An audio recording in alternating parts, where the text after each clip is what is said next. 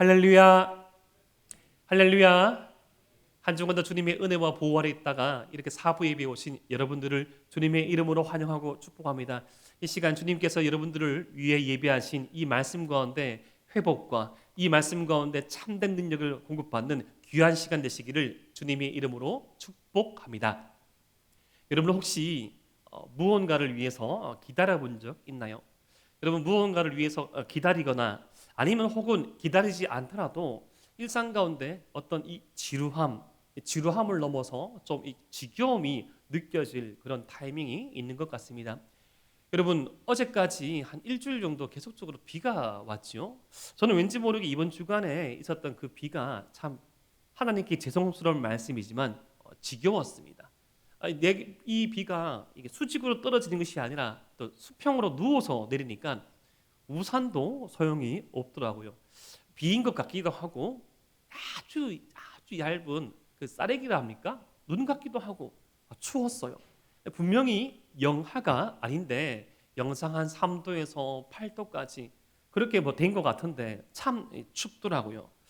그런 이 추운 와중 가운데 왔다 갔다 하니까 참 비가 참 지루하다.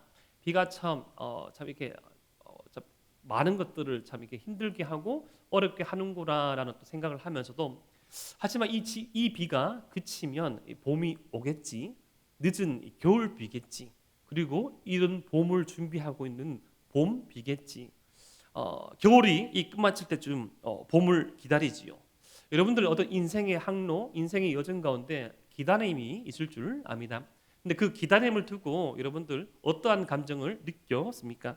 이번 주간에 제가 느꼈던 이 비를 맞으면서 느꼈던 그 기분처럼 때로는 지루하고 때로는 이것이 언제 끝날까 고조되기도 하고 때로는 피곤하기도 하고 여러 감정들에 휩싸일 수 있지만 어쩌면 저와 여러분들이 살아가는 이 모든 인생의 여정이 기다림의 연속인 것 같습니다.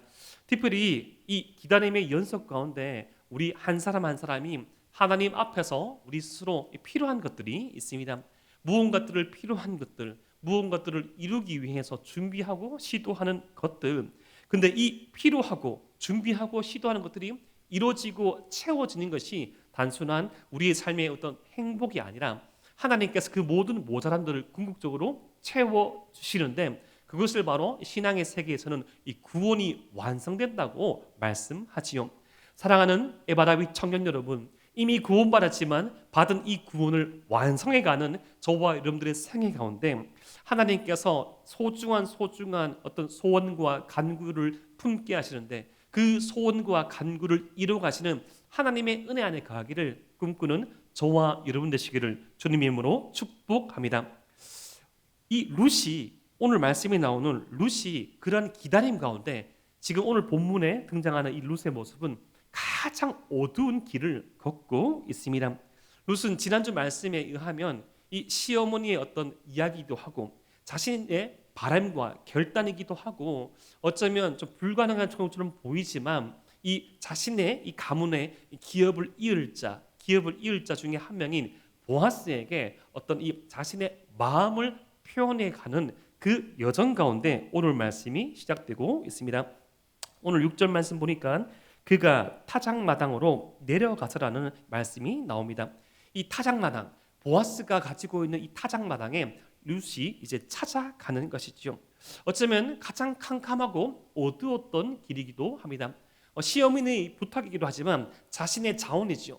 이 보아스라면 자신에게 베풀어진 선대도 있고 이렇게 저렇게 마음이 맞을 수도 있을 것만 같은데 어쩌면 이 자신의 마음을 받아줄 의무가 없고 자신의 마음을 이해해줄 어떤 마음이 없을 수도 있는데 많은 불확실함 가운데 하지만 작은 소원의 마음을 가지고 지금 룻이 이동하고 있습니다. 그런 가중 가운데 6절 말씀에 보니까 다 행하니라. 자신도 자원하지만 시어머니 이 나오미의 부탁을 모든 것들을 전적으로 수긍하며 나 혼자만의 행복이 아니라 모두의 행복을 위하여서 보아스를 찾아가는 그 모습이 드러납니다. 그러던 가정 가운데 이제 도착한 보아스의 타작마당에 딱 도착해 보니 룻기 3장 7절에 그 모습이 이렇게 묘사됩니다. 우리 룻기 3장 7절 말씀 함께 한번 읽어볼까요? 시작. 보아스가 먹고 마시고 마음이 즐거워 가서 곡식 단 더미의 끝에 눕는지라. 룻이 가만히 가서 그의 발치 이불을 들고 거기 누웠더라. 여러분 룻기 2장 1절 말씀 보면 나오미의 남편 엘리멜렉의 친족으로 유력한 자가 있으니 그의 이름이 보아스더라. 보아스를 처음 등장시키고 기록하는 보아스에 대해서 유력한 자라고 표현했습니다. 이 유력함이란 아주 재산이 많다는 의미도 있지만 아주 영향력이 광대한 사람입니다. 이 보아스는 베들레헴의 핵심, 어떻게 따지면 지금으로 표현하시면 인사 중에 인사, 관계의 중심, 어떻게 보면 많은 것들을 행사할 수 있는 어떤 영향력 있는 사람이었는데 그 보아스가 가지고 있던 이 곡식을 추수하는 날이었어요. 근데 그때 먹고 마시고 마음이 즐거웠다고 그의 상태에 대해서 표현하고 있고요. 곡식 단더미의 끝에 누웠다고 표현하고 있습니다. 아주 많은 재산을 가지고 있지만 이 당시 이 추수를 하는 날에 이 추수를 하는 이 집안을 습격하여서 이 강도 도적이 오는 경우가 있었어요. 그래서 용병을 사서 그 곡식 마당 타작 마당을 지키게 하는데 보아스는 특별하게도 주인인 자신이 위협을 무릅쓰고 직접 이 추수하였다고 수고한 종들의 마음을 위로하고요. 그 위험의 최전선에 보아스가 지키고 누웠습니다. 그런데 그렇게 누워있던 이 보아스의 타작마당에 7절 말씀 보니까 룻이 가만히 가서 그의 발치 이불을 들고 거기 누웠더라고 표현하고 있습니다. 사랑하는 에바다윗 청년 여러분, 여기서 이 발치 이불이란 이 보아스가 이렇게 누워 있는데 보아스의 발끝에 덮여져 있는 그 끄트머리 이불 틈으로 이 룻의 몸의 일부를 걸쳐 놨다는 것입니다. 사랑하는 에바다윗 청년 여러분, 한번 상상해 보십시오. 이 무슨 모습입니까? 목사님, 지금 이런 모습들 어떤 룻의 도발적인 그런 모습 아닙니까? 하지만 이 말씀의 어떤 정황들을 보고 긴 스토리를 바라보고 이제까지 살아왔던 보아스와 룻의 모습을 안다면 이것이 도발이 아니고 유혹이 아니고 많은 것들을 함유하고 있다는 것을 우리는 알 수 있습니다. 그렇게 자신의 발끝에 이불을 덮고 누워 있는 이 룻을 보아스가 룻기 3장 8절 말씀에 밤중에 놀라서 발견합니다. 그래서 보아스가 이렇게 묻습니다. 우리 룻기 3장 9절 말씀을 고개 들고 앞에 있는 자막을 보면서 함께 한번 읽어 보겠습니다. 시작. 이르되 내가 누구냐 하니 대답하되 나는 당신의 여종 루시오니 당신의 옷자락을 펴 당신의 여종을 덮으소서. 이는 당신이 기업을 물을 자가 됨이니이다 하니. 예전에 이 말씀을 한번 읽어드리니까 어떤 청년이 그렇게 묻더라고요. 목사님, 룻이 지금 노 메이크업입니까? 묻더라고요. 노 메이크업이라서 이렇게 묻는 게 아닙니다. 지금 우리가 살고 있는 이 현대적인 정황이 아니죠. 불이 없어요. 여러분 시골만 가도 불이 없을 때 아무것도 보이지 않습니다. 아마도 큰 이 보아스의 타작 마당에 이 사이드 가장자리쯤에 횃불이 켜져 있고 이 중앙에 곡식단을 쌓아놓은 그 곳에는 불이 없을 가망이 많습니다. 요즘처럼 뭐 핸드폰 플래시가 있습니까? 전등이 있습니까? 아무것도 없었겠지요. 달이 떠 있다고 하면 달빛에 비친 그 모습만 보고 놀랄 수 있습니다. 너무 달라서? 아니죠. 생각지도 못했던 이 룻이 있기 때문이죠. 내가 누구냐라고 묻습니다. 여기서 이 내는 이 한글에서는 드러나지 않지만 히브리 원어에서는 여자를 지칭하고 있습니다. 여자로서는 인식을 했는데 누군지는 몰랐는 거예요. 그런데 그렇게 말했을 때 룻이 자신의 소개를 당신의 여종 룻이라고 말합니다. 원래 제일 처음에 보아스를 만날 때 자기 자신을 이방 여인이라고 룻기 2장 10절에 표현했죠. 룻기 2장 10절에서 이방 여인이라는 말은 나는 이스라엘의 공동체에 속할 수 있는 자격이 없는 아주 천하디 천한 사람입니다. 아주 떨어진 자존감, 어떻게 보면 현실적인 이야기이긴 하지만 너무나 자기 자신에 대해서 이 소극적이고 자신 없던 모습을 이방 여인이라 표현했던 이 룻이 조금씩 보아스의 이 따뜻한 환대 가운데 마음이 열려서 당신의 여종이라고 말합니다. 당신의 여종. 그런데 뒤에 있는 말씀이 우리가 주목해 볼 필요가 있죠. 당신의 옷자락을 펴 당신의 여종을 덮으소서. 목사님 증거가 확실하네요. 이거야말로 도발이고 유혹 아닙니까? 이렇게 생각하시면 안 됩니다. 여기서 이 룻이 말하고 있는 옷자락을 펴서, 그리고 이 옷자락을 펴서라고 했을 때 옷에 대한 당시 고대 근동의 의미를 살펴보기 원합니다. 옷에 대해서 두 가지 의미 정도가 있는데요. 첫 번째로 옷은 한 사람의 정체성을 의미합니다.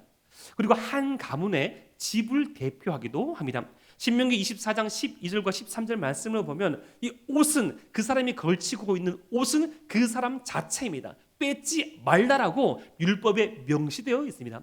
아무리 빚이 많고 아무리 가난하고 아무리 힘들지언정 그 사람의 옷을 뺏지 말라라고, 그 사람 자체인 옷을 뺏지 말라라고 율법이 말해 놨습니다. 두 번째 말씀으로서는 이 신약까지 흘러가는 이 말씀을 살펴봤을 때 옷은 한 사람의 인격과 능력을 의미합니다. 여러분, 제가 우리 공동체에 제일 처음에 왔을 때쯤에 전했던 말씀 가운데 또 중간에 한 번 더 전했는데, 마가복음에 나와 있는 혈루증 여인에 관한 말씀을 전한 적이 있죠. 마가복음에 나오는 혈루증 여인이 예수님의 옷깃만 잡아도 자신의 병이 나음을 받을 것이라는 그 확신을 가지고 예수님의 어디를 잡습니까? 옷깃. 그러니까 당시 이 이스라엘 사람들은 옷깃에 하나님께서 그 사람에게 주신 말씀을 담아놨거든요. 이 혈루증 걸린 여인이 예수님의 옷을 잡았다는 것은 예수님의 능력을 잡았다는 말씀과 더불어서 예수님이 붙잡고 있는 그 말씀을 붙잡았다는 의미인데, 지금 이 룻이 보아스에게 옷으로 자신을 덮어달라는 것은 어떤 육체적인 관계에 대한 도발과 유혹이 아니라 보아스가 가지고 있는 능력으로, 보아스가 가지고 있는 인격으로 지금 자신이 내면적으로 청하고 있는 이 청혼을 받아줄 것임을 말해주고 있습니다. 사랑하는 에바라위 청년 여러분, 이러한 이 옷으로 덮어달라는 이러한 표현은 이 룻의 말이 어디서 우리가 본 듯한 그런 생각이 듭니다. 앞서 비슷한 표현이 룻기 2장 12절의 말씀에 나와 있습니다. 우리 룻기 2장 12절 말씀을 함께 한번 읽어봅시다. 시작.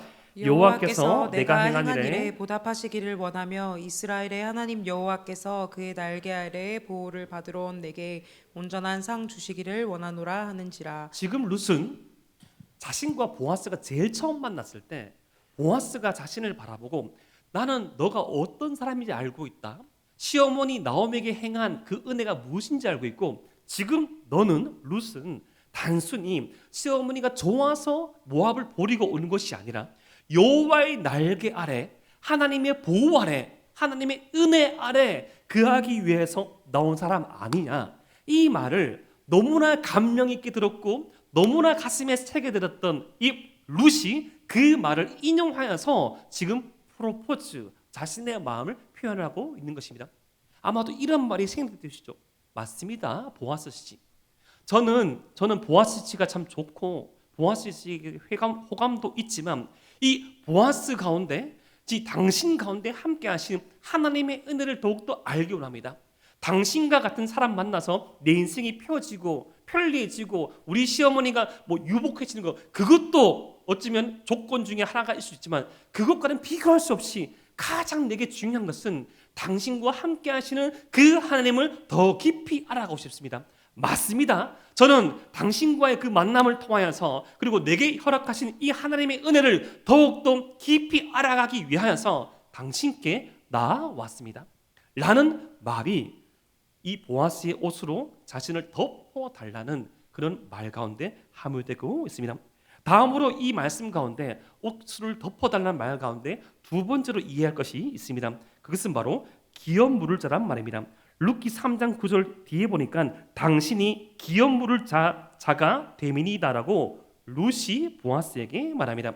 기업 물을 자, 이 구속자라는 의미인데 이게 뭔가 하면 자신의 친족 가운데 이스라엘 공동체, 하나님께서 이스라엘 공동체 가운데 허락하신, 물려주신 이 가나안 땅, 그리고 가나안 땅에 새겨진 이 은혜의 기업들을 유지하고 보존하기 위하여서 친족 가운데 남자 없이 어떤 세상이 떠난 집안과 가문이 있다면 그 가까운 친족, 만약 형이 자식 없이 돌아가면 이 결혼하지 아니한 동생이 형의 이 부인과 결혼할 것을 아주 한정적인 기간, 특수한 기간 가운데 이 가나안 땅에서 하나님의 나라가 확장되어지고 확립될 때까지 허락하신 이 기업 물을 자에 대한 구속자에 대한 제도가 있었습니다. 이 하나님께서 이스라엘에게 허락하신 재산과 자유와 생명을 보호하기 위한 이 제도를 이 제도에 의거하여서 지금 룻이 보아스에게 도움을 청하고 있는 것입니다. 보아스 씨 잘 알고 계시죠? 당신의 친척 되시는 이 우리의 시어머니 시아버지 엘리멜렉은 10년 전에 벌써 이 세상을 떠나셨죠. 엘리멜렉의 두 아들 그 중에 한 명 나의 남편 또한 세상을 떠났습니다. 또 한 명의 다른 친척 또한 세상을 떠났죠. 어쩌면 이대로 시간이 지나간다면 이 엘리멜렉 가문 가운데 허락된 하나님의 은혜가 끊어지게 되는데, 혹시 저의 마음을 아시고 하나님의 은혜를 기억하신다면 저는 이 보아스 씨를 좀 더 알고 싶고, 비록 이 보아스 씨가 저희 가정을, 저희 가문을 받아들이기 위해서는 많은 것들을 희생하셔야 되고 많은 것들을 어려움을 감수하셔야 하는데, 그럼에도 불구하고 저의 마음을 이해하시고 저와 함께 더 미래를 생각하신다면 저를 알아가기를 좀 생각해보지 않겠나요? 구구절절 하지만 한마디로 줄이자면 좋아한다는 의미예요. 단순히 좋아한다는 의미가 감정적으로만 좋아한다는 게 아니고, 이 모든 조항들을 만들어 주신 하나님이 좋고 하나님께서 만나게 하신 그 만남이 좋고 우리의 만남을 통하여서 확장되어지고 흘러간 하나님의 은혜에 의거하여서 지금 룻은 마음을 표현하고 있습니다. 지금 자기만 행복해지는 것이 아니라 시어머니도 행복해지고 보아스 씨도 나에 대한 마음이 있고 하나님의 은혜에 대한 그 하나님의 은혜를 갚아가는 것에 대한 관심이 있고 나를 좋아한다면 이 모두의 행복을 위해서 나의 이 말을 귀담아 들어달라고 말해주고 있는 것입니다. 사랑하는 에바라비 청년 여러분, 지금 룻은 보아스에게 룻 자신만의 결혼을 제하는 것이 아닙니다. 자신 뒤에 있는 시어머니, 그리고 이 시어머니가 있는 이 가문, 그리고 더 확장된 이스라엘의 하나님 나라의 그 가치에 의거하여서 자신의 사랑을 말하고 있는 것이죠. 사랑하는 에바라위 청년 여러분, 우리는 어떠한 행복을 꿈꾸십니까? 저와 여러분들의 시기 지금 2024년 2월 25일 지금 현재 여러분들의 이 마음속에 있는 소원은 무엇입니까? 여러분, 저도 그런 소원들이 있습니다. 그렇게 기다리는 기다림이 그런 제목들이 있어요. 하지만 그것이 때로는 저만을 위한 것으로 변질되지 않도록 저 또한 마음을 쓰고 집중하고 기도하고 있습니다. 이 기다림의 기도의 제목들이 이루어졌을 때 저도 행복하지만 여러분도 행복하고 우리의 가정도 행복하며 주님께서 더군다나 가장 기뻐하실 그 기도의 제목, 우리 한 사람 한 사람만 행복해지는 것이 아니라 하나님도 행복하며 주님도 미소 지을 수 있고 우리 공동체와 여러분의 사랑하는 사람도 미소 지을 수 있는 그 입꼬리에 달려있는 기도의 제목들을 간구 있다는 말입니다. 묻고 있습니다. 너무나 떨리는 청혼이지요. 너무나 떨리는 이 마음의 표현입니다. 여러분, 혹시 이렇게 마음을 표현하고 난 다음에 혹시 그 다음에 거절이나 그 다음에 무응답으로 한번 지내보신 적 있습니까? 어떤 청년이 30대 중반쯤이 넘은 지체라고 칭할게요. 또 성별을 말하면 그 상대방 성별에 대해서 비난할 수 있으니까. 이게 한 30대 중반 넘어서까지 아직 결혼을 이제 안 했고 못 했습니다. 근데 한 있을만 하면 계속 연락이 오는 이성이 있는 거예요. 근데 이 청년은 이 농촌으로 이제 귀향했습니다.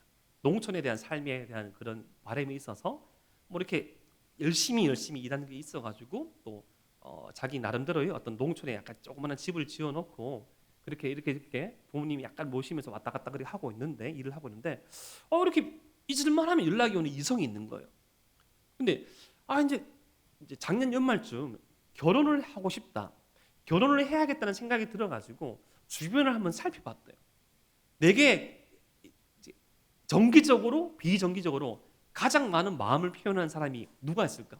딱 떠오르는 사람이 이 이성이 있는 거예요. 믿음이 있는 사람이었습니다. 심지어는 그 이성이, 그 지체가 자신이 머물고 있는 그 시골 집까지 찾아온 거예요. 뭐 우연찮게 부모님도 같이 모셔가지고 같이 인사하고 자신의 집에서 밥도 먹고 간 거죠. 어떻게 정황상으로 봤을 때 꾸준하게 연락이 오고 자기도 도시로 나갔을 때 차 한 잔씩 하고 부담 없이 마음도 주고받고 고민도 털어놓는다면 어느 정도 하트 시그널, 그린라이트 떠올릴 수 있는 건 아닙니까? 오랜 시간 동안 기도를 하고 오랜 시간 동안 생각을 하고 저에게도 물었어요. 목사님, 이렇게 됐는데 이거 그린라이트 아닌가요? 저도 겠죠. 그린라이트다, 쌍라이트다. 그래가지고 진짜 진짜 오늘처럼 타작마당에 나가는처럼 다 약속을 잡고 시골 아닌 도시에서 만나기로 다 하고 가장 중성적인 표현 쓸게요. 멋있는 모습, 아름다운 모습을 하고 딱 그 이상을 만났습니다. 근데 그 마음을 아주 조심스럽게 좋은 분위기에서 딱 표현하니까 그 상대방이 예상치 못하게 조금씩 더 싸늘하게 딱 선을 그으면서 더 충격적인 말은 결혼하는 사람이 있다고 말하는 거예요. 근데 자신은 이제 마음과 마음이 어긋나는 거죠. 그 친구가 연락이 와서 이제 저한테 38분 동안 울었습니다. 38분 동안 엉엉 우는 거예요. 그래서 모닝 생활놓고 계속 그 얘기 들어준다고 진심으로 들어주는데 계속 시동을 공회전 거니까 뭐 눈치 보기도 하고 밖에서 있다 안에 있다 막 듣다가 이게 마음이 만나기가 이렇게 힘들구나. 저는 그 상대방 또 마음도 이해를 합니다.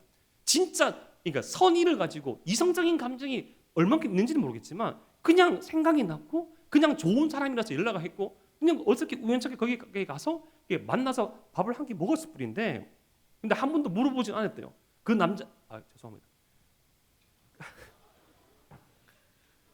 그 상대방에게 애인이 있냐고 물어보지 않았던 거예요. 그게 실수죠. 물어봤다면 말했을 건데 또 곳곳에 신호도 있었어요. 또 생각해 보니까 반지가 있었던 거예요. 이 마음을 이렇게 인연 만나기가 참 힘듭니다. 불교적 용어 아닙니다. 이렇게 사람 만나기 진짜 어려워요. 내가 좋아한다고 표현하고 내가 좋아하고 싶고 내가 만나고 싶다고 해서 다 만날 수 있는 것도 아닙니다. 이성관계뿐만 아니라 예를 들어서 우리 어떤 하고 싶은 것들, 공부, 직장, 사업들 타이밍이죠. 저는 몇 명의 청년들 폐업 예배를 드린 적이 있습니다. 여러분 혹시 폐업 예배 들어봤습니까? 개업 예배 말고. 정말 힘듭니다. 근데 폐업 예배를 드릴 수 있는 그런 청년들은 진짜 믿음의 청년이에요. 개업 예배를 제가 드렸는데 폐업 예배를 드렸어요. 폐업 예배. 가끔씩 그런 청년들이 있었습니다. 만난다고 해서 저를 찾아온 사람도 있었는데 헤어진다고 하고 찾아온 사람도 있었습니다. 멋있는 사람이죠. 멋있는 청년들이죠. 여러분 사람 마음대로 다 흘러가지 않습니다. 근데 지금 룻은 얼마만큼 마음이 졸일까요? 이게 보아스에게 자신의 진심을 말하고 자신의 모든 것들을 전했는데 어떤 대답이 돌아올까? 이제 보아스의 응답이 주어집니다. 우리 룻기 3장 10절 말씀을 함께 한번 읽어봅시다. 시작. 그가 이르되 내 딸아 여호와께서 내게 복 주시기를 원하노라. 내가 가난하건 부하건 젊은 자를 따르지 아니하였으니 내가 베푼 이내가 처음보다 나중에 더하도다. 아멘. 지금 보아스는 룻에 대해서 먼저 축복을 합니다. 여호와께서 내게 복 주시기를 원하노라. 왜요? 이 룻은 자신의 어떤 필요와 자신의 행복만을 위해서 살아온 사람이 아님을 또다시 보아스가 말해줍니다. 내가 가난하건 내가 부하건 젊은 자 얼마든지 창창하고 얼마만지 이 베들레헴에서 유력한 사람과 만나서 당장에 결혼할 수 있는데 그러한 선택이 아니에요. 그러한 선택의 기준에서가 아니고 나를 찾아온 것을 보아스가 이미 알고 있는 것이죠. 그래서 내가 베푼 이내가 내가 지금 너가 지금 시어머니 나오미와 너 자신과 주변 사람에게 베푼 그 사랑이 처음보다 그 희생이 처음보다 나중이 더 진하더라고. 변치 않는 희생, 변치 않은 선한 마음, 변치 않은 착한 마음이 더하다고 지금 말해주고 있습니다. 뒤이어 보아스가 이렇게 말합니다. 룻기 3장 11절 말씀 함께 읽을까요? 시작. 이제 내 딸아 두려워하지 말라. 내가 내 말대로 내게 다 행하리라. 내가 현숙한 여자인 줄을 나의 성읍 백성이 다 아느니라. 그 다음에 안심시키죠. 두려워하지 말라고 합니다. 보아스 진짜 좋은 사람입니다. 네가 어떤 사람인지를 다 알려주고 두려워하지 말라고 안심시켜주고 룻에 대한 좋은 평판을 다 말해줍니다. 여러분 꼭 그런 사람 있죠. 단점 먼저 말하는 사람. 룻도 단점이 있겠죠. 장점을 먼저 말해줍니다. 네가 좋은 사람인 줄 베들레헴 모든 사람이 다 알고 있다. 그 룻의 장점에 대해서 현숙한 여자라고 말하죠. 현숙한 여자. 여기서 이 현숙하다는 것은 자신의 별명, 이 보아스의 별명이 유력한 사람인데, 좋은 사람인데, 내가 좋은 사람이듯 너도 좋은 사람인 거 우리 베들레헴 사람이 다 알고 있다. 동급으로 두고 있습니다. 그런데 이것은 파격적인 표현이죠. 보아스는 누가 보아도 좋은 사람입니다. 그 좋다는 게 구약적인 개념에서 하나님의 말씀 가운데 거하여 살아있기 때문에, 살아갔기 때문에 주어진 어떤 복들, 관계들, 집안, 어떤 명망, 그 모든 것들이 갖춰져서 구약적인 정황에서 좋은 사람인 건 충분합니다. 그런데 룻은 구약적인 기준에서 좋은 사람의 기준이 아무것도 없어요. 남편도 없어, 이미 한 번 시집도 가, 재산도 없어. 직업이 뭡니까? 직업이 뭐예요? 떨어진 거 주는 사람이에요. 직업이 뭐예요? 전문직이 아니에요. 떨어진 거 주는 사람. 남이 떨어뜨린 것을 주는 인생인데, 주어가는 인생인데, 하지만 그럼에도 불구하고 좋은 사람이라고, 유력한 사람이라고, 현숙한 여인이라고 지금 룻을 칭찬합니다. 사랑하는 에바라윗 청년 여러분, 하나님 앞에 신실하게 살아갈 때, 사람과 하나님 앞에서 신실하게 살아갈 때, 악인들은 깨닫지 못하고 하나님의 은혜를, 가치를 모르는 사람들은 그것을 볼 수도 없고 보더라도 고백하지 않지만, 적어도 하나님의 은혜를 조금이라도 알고 있고 하나님의 선하심과 신실하심을 아는 사람들은 하나님과 사람 앞에서 신실하게 살아간 그 사람의 모습을 두고 칭찬합니다. 그것이야말로 우리를 향한 가장 큰 위로 중에 하나죠. 근데 그것이 늘 주어지진 않죠.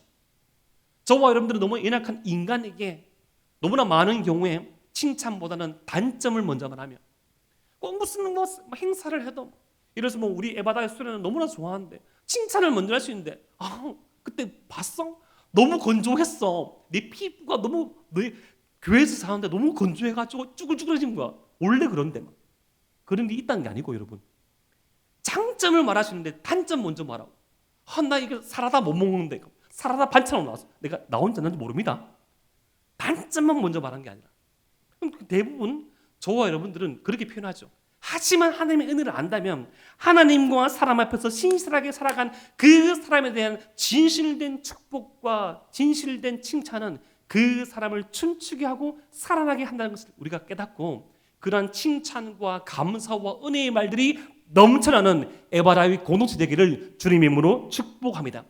이렇게 이 룻에 대한 보아스의 마음을 딱 전달했는데, 이렇게 다 순탄하게 쫙 흘러가면 얼마나 좋겠습니까? 그런데 보아스는 이 합리적인 사람이고 어떻게 보면 성경적인 사람이라서 진실되게 말합니다.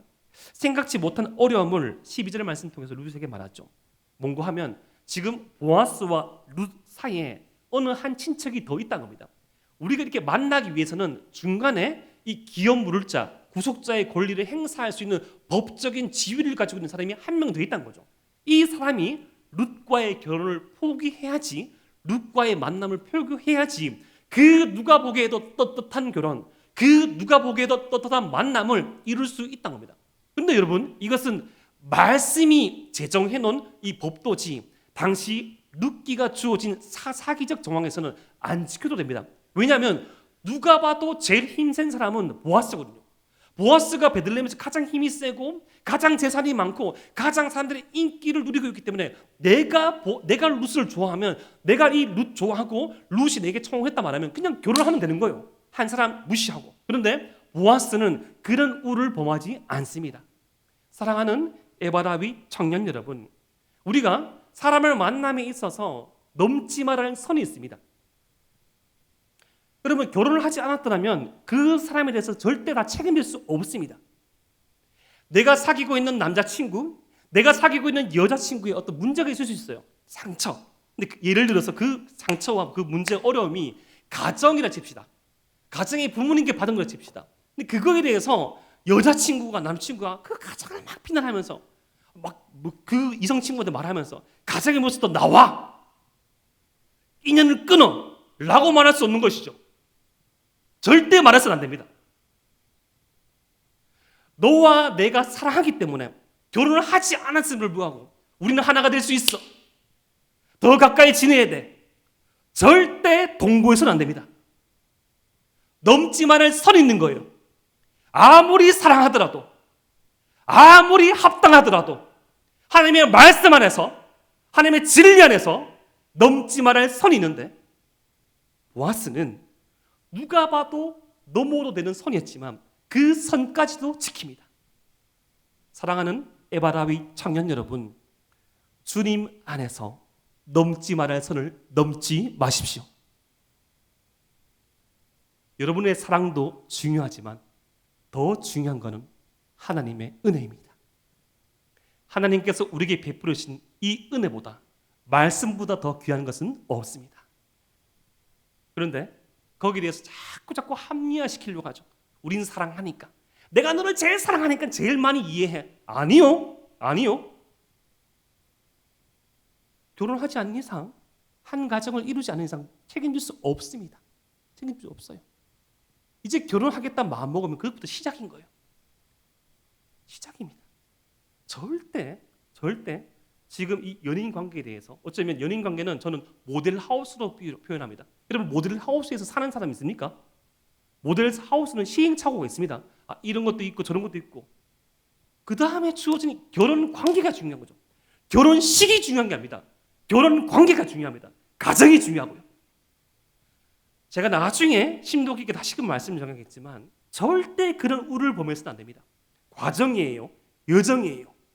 하나님께서 두 가지 공동체를 직접 만드셨는데, 하나의 공동체는 가정, 두 번째 공동체는 교회입니다. 가정과 교회는 분명하게 하나님의 은혜가 서 있어야 됩니다. 그 어떤 것이, 다른 것이 그 중심에 서 있을 때 그 가정과 교회는 온전치 않습니다. 이렇게 넘지 말아야 될 선을 넘지 않았던 보아스가 이 룻에게 오늘 밤을 여기서 머물러 누워 있으라고 말합니다. 목사님, 또 이것도 도발 아닙니까? 절대 아닙니다. 왠고하면 밤에 지금 베들레헴에서 이동하는 것은 아주 위험합니다. 그리고 두 번째, 어쩌면 지금 보아스와 룻 사이에 있는 이 한 사람이 룻의 청원, 룻의 기업 물자로 등장하면 지금 보아스는 룻과 마지막 만남일 수 있습니다. 마지막 밤일 수 있는 거예요. 목사님, 마지막 밤이면 뭐합니까? 술 마십니까? 뭐합니까? 아니에요. 뭐합니까? 보니까 이렇게 말하죠. 룻기 3장 14절 말씀 우리 함께 읽겠습니다. 시작.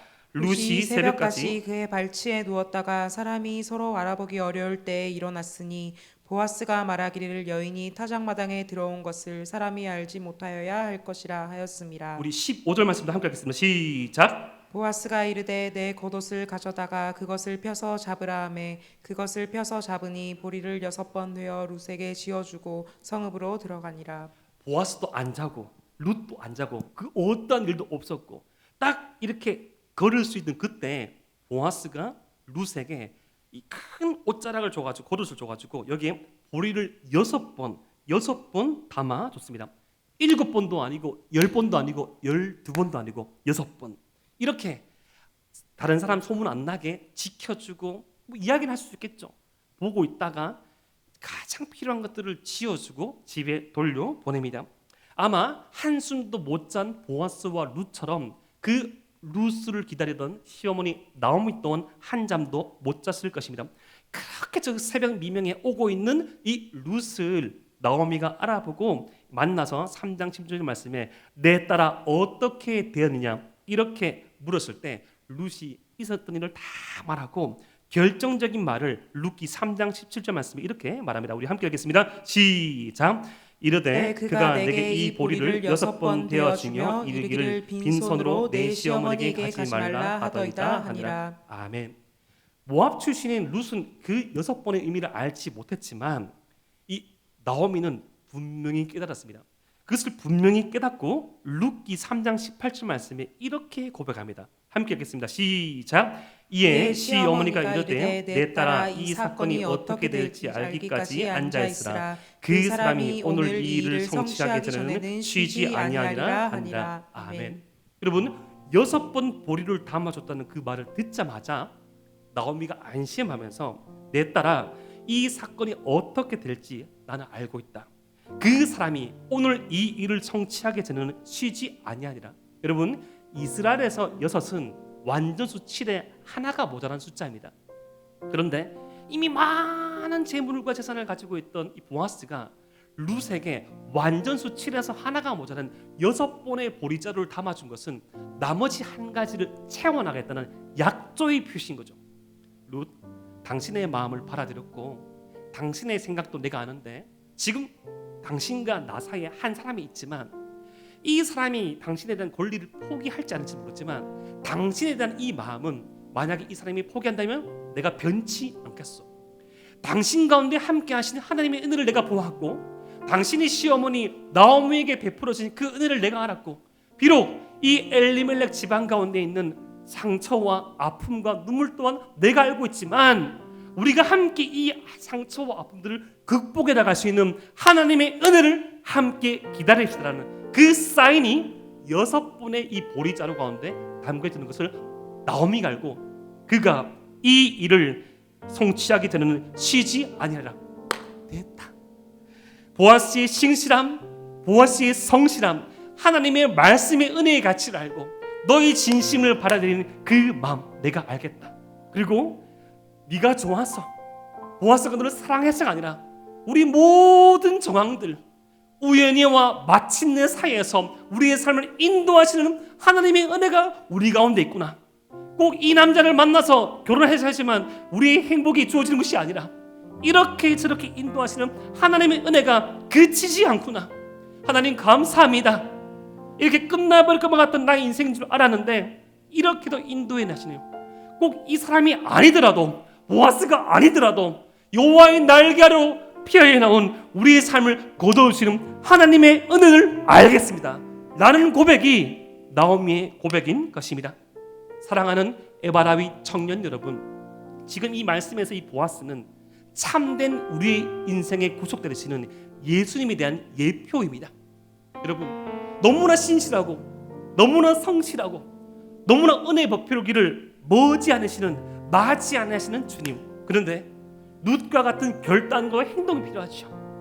그 어두컴컴한 타작마당을 향해서 걸어나가는 그 용기, 그 결단, 룻이 하였던 그 결단은 당시 이방 여인으로서 파격적이고 아주 힘들었는데 겨우 걸쳐 누웠던 발치 이불, 전체 이불도 아니고 어쩌면 유혹할 수도 있고 도발할 수도 있고 노골적으로 자신을 상품화할 수도 있지만 그렇게 하지 아니하고 선을 넘지 아니하고 하나님의 은혜 가운데 이 지체와 이 지체의 마음이 만나고 주님의 은혜가 이루어지는 이러한 만남, 이러한 은혜의 전개 저와 여러분의 삶 가운데 있기를 기도합니다.